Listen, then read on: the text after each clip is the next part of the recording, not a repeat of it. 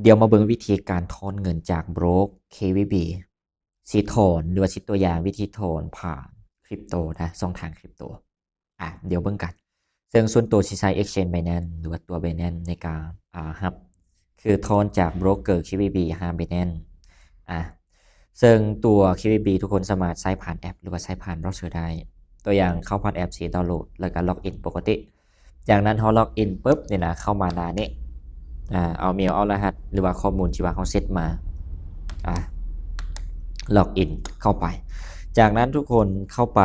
หน้าหลักนี้เนาะมันจะมีฟังก์ชันหน้าหลักนี้ทุกคนคลิกเข้าไปเลยหลังจากที่ว่าเขาคลิกเข้าไปนะนี่ปุ๊บมันก็จะโชว์ฟังก์ชันพวกนี้ขึ้นมาแล้วก็จะเห็นคำว่าถอนเนี่ยทุกคนคลิกบนถอนนี่เลยตัวอย่างภาษาสิมันเป็นภาษาอื่นสิก็สามารถเปลี่ยนได้ให้มันเป็นภาษาไทยเพราะว่าง่ายหรือว่าผู้ใดที่ว่าละเอียดภาษาอื่นก็ใช้ภาษาอื่นได้ก็กดบนถอนนี่เลยถอนปุ๊บห้องแรกก็คือสิเป็นตัวบัญชีนะอย่างเช่นเฮาใส่รายบัญชีสิเอาก็เลือกคลิกเลือกบนนี้เบิ่งได้แล้วก็มันก็สิเห็นโชว์จำนวนเหรียญที่ว่าเฮามีในบัญชีนั้นๆแล้วก็เลขบัญชีเลข ID ของเฮาจากนั้นห้องที่2ก็คือสิเป็นจำนวนเงินตัวอย่างพรสิตัวอย่างถอน80เหรียญถอนปุ๊บแล้วก็ห้องที่2นี้คือ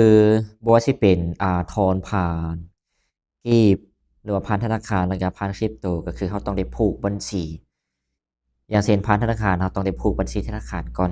เฮาสิถอนผ่านคริปโตเฮาต้องได้ผูกเลขที่กระเป๋าคริปโตก่อนนะจากนั้นหลังจากที่ว่าเฮาเลือกปุ๊บนี่นะ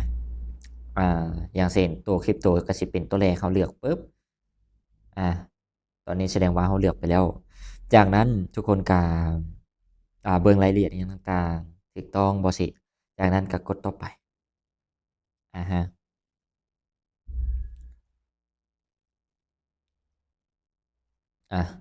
จากนั้นเราก็กดต่อไปนี่เลย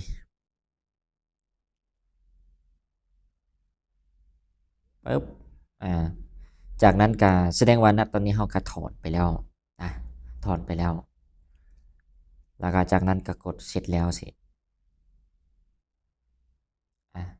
แสดงว่าตอนนี้นี่นะคำสั่งการถอนของเราก็กำลังประมวลผลอยู่ก็มีแต่รอท่าซึ่งโดยปกติก็ใช้เวลาบ่ดนขั้นต่ำ500เหรียญลงมาสิมันหรือว่าระดับ500เหรียญลงมาสิมันแทบสิว่าออโตนะใช้เวลา 1-2 นาทีมันก็ได้ประมาณนี้ทุกคนวิธีถอน